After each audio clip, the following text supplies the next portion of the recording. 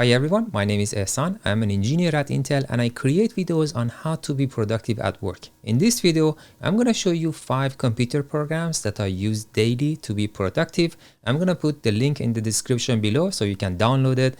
And these are kind of free. Some of them, they have the paid version with more features, but you can download and try it and see if it fits into your workflow. And these are not sponsored. I use them daily, so I'm recommending them based on the use case that I'm going to show you here. So let's start with the first one, which is everything.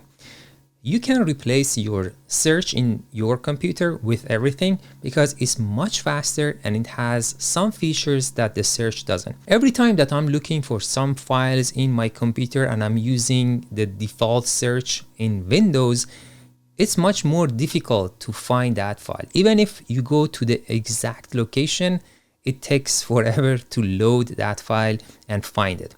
So you can replace it with everything. When you download it, you are going to see a screen like this, and you can just type the type of file that you are looking for. Let's say I am looking for a PowerPoint, and I can just type pptx, and it's going to index all the files that have that suffix for me. If you know what's the name of that file or even a portion of it, you can combine it with the type of the file that you are looking for. In this case, I'm let's say looking for a workshop PowerPoint. So I wrote workshop and pptx, and it's going to find it for me. And if you look here, you can see this workshop, it's in the name and also in the path. So if you know which folder you are looking into, you can just put that into the search. So here I put path as presentation and then pptx. So here you can see this presentations has to be in that path or directory. So if you have a specific location that you are looking for the PowerPoints or doc files or any type of file, you can put it as path and it's going to just search inside that for you. The other use case is you can search inside the files. Unfortunately for PowerPoints, it's much more difficult to look inside of them. So let's say I'm looking for the word planning inside a path, a location, and inside the PowerPoints. So I have done that, and it takes almost forever to load this kind of files. Sometimes it does crash, but what I found is if you are looking inside the doc files or txt or any scripts, you can easily do that. You can say, or I'm looking inside this path, go to the D drive. So here I put path as D, and then search for the content. I'm going to put any keyword that I'm looking for and the type of the file. Again, for the PowerPoints, it's much more difficult. For doc file, text, scripts, these kind of files is much easier to look through. And the last thing is you can go to the tools option, and if you have some locations that you do not want to include and make your search much more quicker, you can put it in the exclude. So let's say I have a drive that I do not want to include inside the search, or if you have any hidden file that you do not want to look through, you can just click these and then put the path here and hit OK, and then those are not going to be indexed when you search. And now let's go to the second program, which is called Notepad++. I have replaced the Notepad, the default Windows program, with this because it has much more features that I'm going to explain in a second. One of them is if I'm looking inside a log file and there is one specific keyword that I know it's in between some lines, and if I just highlight it, it's going to be highlighted through those files, and it's much easier to skim through and see that keyword. Here in this case, I have highlighted a keyword, and then I can just easily see that all of them are highlighted in green. It's easier to find it. The other advantage is that I can open a few files and I search a keyword through all of them. So here in this case, I have opened 6 files, and if I just type the word that I'm looking for and I click on this find all in all open documents, it's going to search through all these 6 open files, which we don't have in Notepad.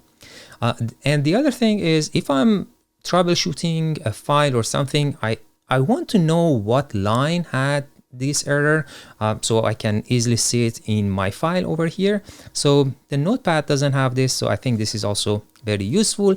And if I'm editing a file if I put it in a Notepad++, I can easily and visually see what changes I have made, because the changes will be shown by an orange bar. Here you see these two lines has been written, and this one also. So it's just visually easier. And the last thing is, if I'm comparing two files side by side, I can use Notepad++. In this case, let's say I want to compare the new4.txt with this change.log. If I do a right click on this new4.txt and then go to the move document and then click on move to other side, then I can see the two files side by side. And if I now scroll, they are not going to move side by side with each other. But if I zoom in over here, if you click on this sync vertical scrolling, of course we have the sync horizontal scrolling as well, but in this case I'm going to click on this and it will lock together. So now if I scroll these two files, they are going to move side by side, and I can visually check what's the differences, and it's just easier to compare. The other program is called Beyond Compare, that you can use to compare the files, folders, you can merge them, and there are a lot of features that you can use. But what I use in my daily life is to compare the files and folders, and it will help me to show what's the difference between the two locations that I have saved my files. Let's say in your daily life you are using an external hard drive to store your files, and now you have a copy of them on your computer. And now you want to know which files you have on both of these. You don't want to copy everything again and again. You just want to know what are the differences between these two locations. So here I'm going to show you one example very easily. Let's say you have two locations. On the left, I have folder 1, and on the right is folder 2. So on the folder 1 on the left, I have two files. It's called file1 and file2. And then on the right, I have file1, which is the similar picture as the one on the left, and then I have another picture which is my Garmin watch. Now let's say I want to know what's the difference between these two folders. So the first thing you might say, it's easy, I can just skim through and see what's the difference. But imagine if you have 1,000 pictures. You can't do that visually. So here I'm showing you this example to see the advantage of this program. Here, if I run these two and compare it, so you can just copy paste the direction, the path over here, and then on the right I did the same thing and I copied this path over here, and then you will see the differences. Here file1, they are on both sides, and then file2 and Garmin are showing with a different color. So this means I have file2 on folder 1 and Garmin on folder 2, and these are not matched. So I can immediately see what's the difference between these two locations. And then if I click on the differences, now I can see what file is not present in the other folder. So this is the differences. And then if I click on the same, I only see the files that are in both the folders. And one of the other advantages of this program is that let's say I'm looking for the files that are in one folder that are not present in the other. So let me show you here with an example. So here, if I go to these differences and you see this little triangle, if I click on that and I click on this show left orphans, then you will see what is in the left side, this folder 1, which is not present on the right side, folder 2. So in this case, file2, this image is not present on the right side, but it's on the left side. So you can immediately see that. And you can guess it. If you click on the show right orphans, then you will see the image or any file that is on the right side that is not present on the left. So in this case, the Garmin image is on the right side, this folder 2, but it's not present on folder 1. And you can also use it for your folders the same way. It will compare the folders and show you the differences. So what I do when I'm using this program is a monthly audit in my personal life and work to see what's the files that are present in this location that are not here, so I can quickly cross-check the files and copy only those that are not present in my backup. The other program that I use is called the Microsoft PowerToys, and once you install it, you will see that it has multiple features that I'm going to use two of them most frequently. So one of them is called the Awake feature, and it will let your computer to be on as much as you want.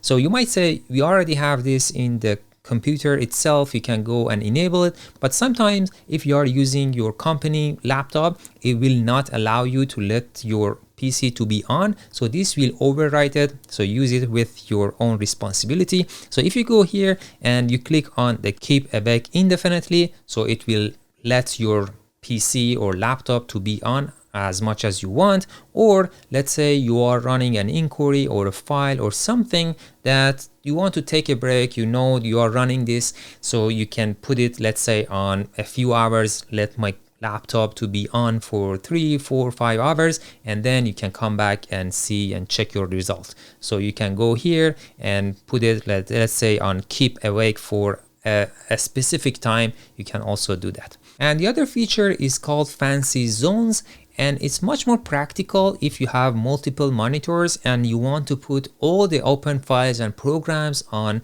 some specific layouts. You can use that. Of course, the Windows itself has these default layouts, but it may not be enough for your own purpose. So here I'm going to show you what I mean.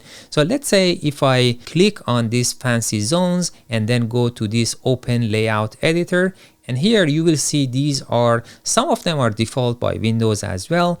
But if I click on this create new layout, then I put it either on canvas or grid. So I'm here, I'm going to give it a name. Let's say I'm going to write working and then put it on grid and then hit create.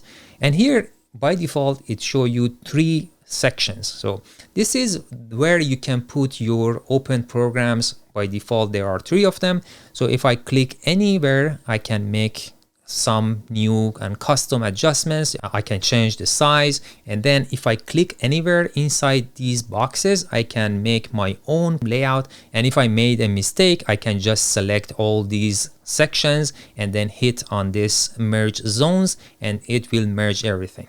And let's say I want to make everything from the scratch, you can select all and click on the merge zones and do from the scratch and make your own layout and then just simply save it.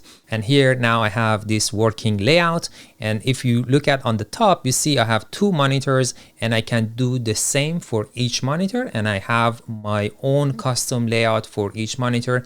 And once you are done, all you need to do, if you have open programs or files, what you can do is you can just hold the shift and put the programs that are open in those locations. So here, let's say I just saved it. Now, if I just hold the shift and go to, any of these layouts that I already have created, I can just put it on that specific layout. So here I'm going to put this in the middle, and then this one on the left, the other one on the right, and you can use it to make your own display and be more productive. And the last program is called the AutoHotkey. Let me show you some use cases. Let's say I want to type the date and the time of today. So if I type time with 3 E's, it will get replaced with the current exact date and time that I wrote this. And the other use case is, let's say I have some predefined text that I'm using to reply to some emails. I can make a shortcut for it. In this case, I made the shortcut of ticket with 3 T's. And when I write it down and hit enter, it will get replaced with that predefined reply for me. So I don't have to go to the place that I wrote this, copy it and paste it over here. I just make a shortcut for it, and every time I type it in, it will get replaced with my own text. And if you want to know how to use the AutoHotkey, I made a separate video and I'm gonna put it here. You can click and watch it and see all these examples and how you can put it in your workflow. See you in the next video.